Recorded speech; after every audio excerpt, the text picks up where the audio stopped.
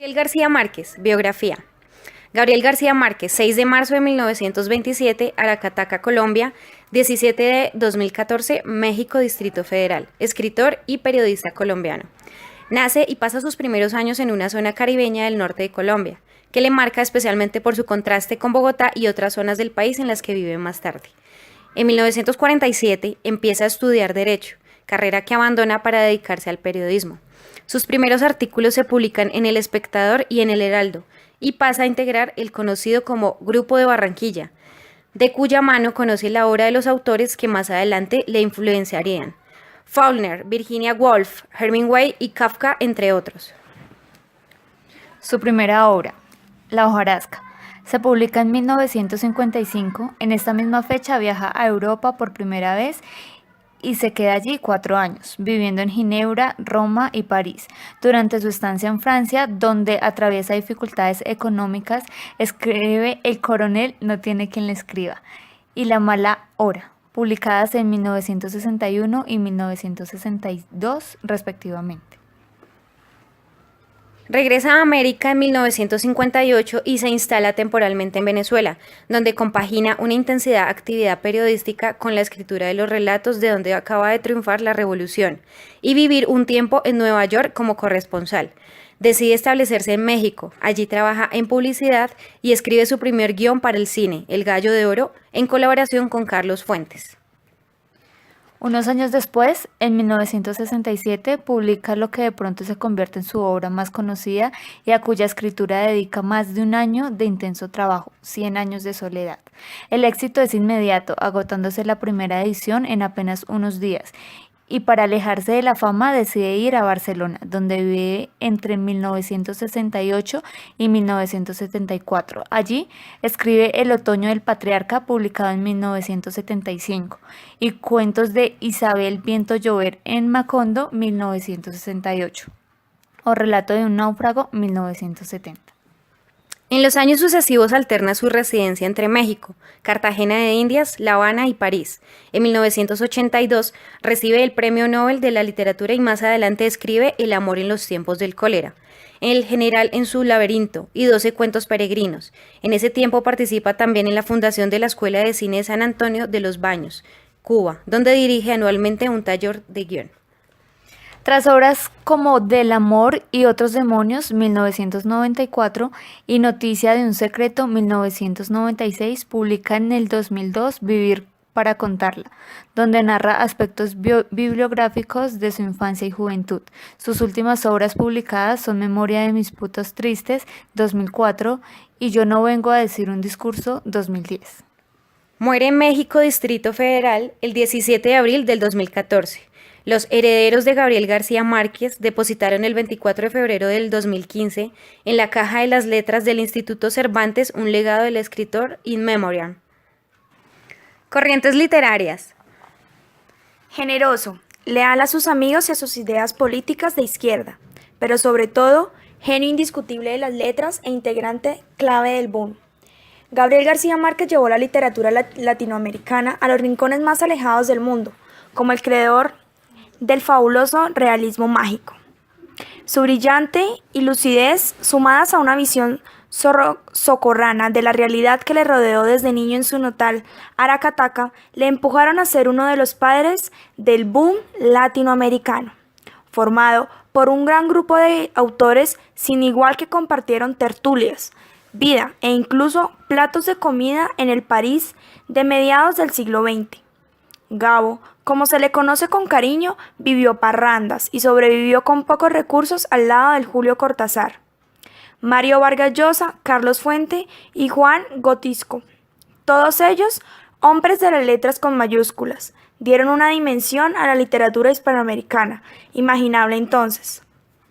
100 años de soledad es la obra cumbre de Gabriel García Márquez, pese a que muchos expertos aseguran que antes había escrito libros tan brillantes o incluso más como La hojarasca, pero sin duda esta obra maestra que Grau calificó como un vallenato de 400 páginas en alusión al género musical caribeño que cuenta historias de la Colombia profunda. Es el gran exponente de ese realismo mágico que marcó para siempre la literatura universal, la novela latinoamericana más leída de todos los tiempos. Gabriel García Márquez, Gabo, captó lo que en América Latina era el aire natural que se respiraba, la literatura mágica, todas las leyendas y mitos que desde la época de la colonia circulaban en estas tierras, indicó Belisario Betancur, expresidente de Colombia, pero también poeta y uno de los mejores amigos de Gabo. Y eso, establecido el quiebre entre la literatura en español de España y la literatura latinoamericana, según Betancur, quien precisamente gobernaba en Colombia cuando en 1982 el escritor recibió el Premio Nobel de la Literatura.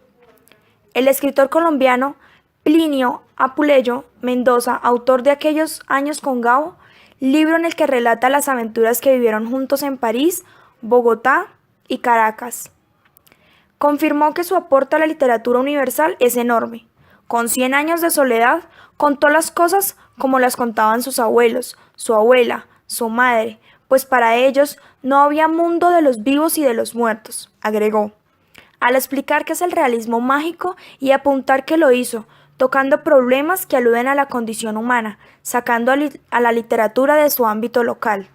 Y esa fue contribución al boom latinoamericano, porque este tuvo como epicentro esa obra. Análisis de la obra 100 años de soledad. 100 años de soledad, una novela que nos transporta a nuestra propia historia con el surgimiento de un pueblo, de una civilización, de una familia y sus decencias. En ella, Gabriel García Márquez nos muestra el desarrollo de una vida rodeada de realismo mágico. Los Buen Día es la familia que nos muestra la unión de la realidad con lo imaginario en cada capítulo. ¿Qué se cuenta en esta novela? En esta novela se cuenta la vida de varias generaciones de una familia.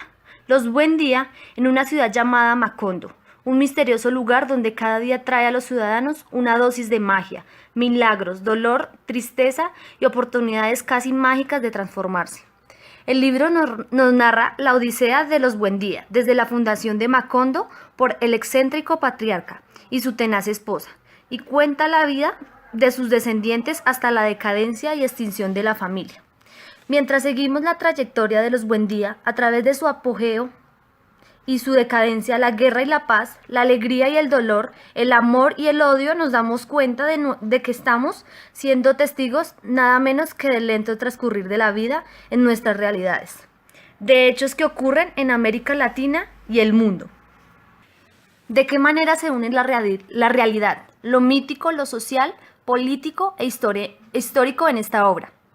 La realidad, lo mítico, lo social, político y lo histórico se unen en el desarrollo de la trama de esta novela, en cada acontecimiento. La realidad, presentándonos hechos que muy bien podemos comparar con nuestro diario vivir, con las realidades de América Latina, en especial Colombia. Lo mítico, las creencias, la magia, la fantasía, el uso de la imaginación resaltan en cada uno de los capítulos de esta novela. Lo social y político se presenta en el pueblo, Macondo, tras la lucha por la mejora de la civilización, con hechos y tragedias que formaron parte importante de la obra. Lo histórico, mostrándonos la historia de un pueblo, del nacimiento de una civilización, comparándose mucho a nuestras realidades. ¿Cómo se reflejan los planos de lo familiar, colectivo y lo individual en la obra? Los planos de lo familiar, colectivo y lo individual se reflejan de diversas maneras. Familiar, nos refleja el amor y el desamor, la unión y la desunión que surgen entre los miembros de la familia, la preocupación de la madre por sus hijos y descendientes, la lucha por mantener un buen hogar, etc. Colectivo, presenta un pueblo que une sus creencias y sus aspiraciones, la lucha por resolver sus problemas políticos y económicos. Individual. Se refleja cada uno de los personajes centrados en sus propios intereses, en sus amores, odios y la soledad en que cada uno se encerraba de una u otra forma. ¿Quiénes fueron los fundadores de Macondo?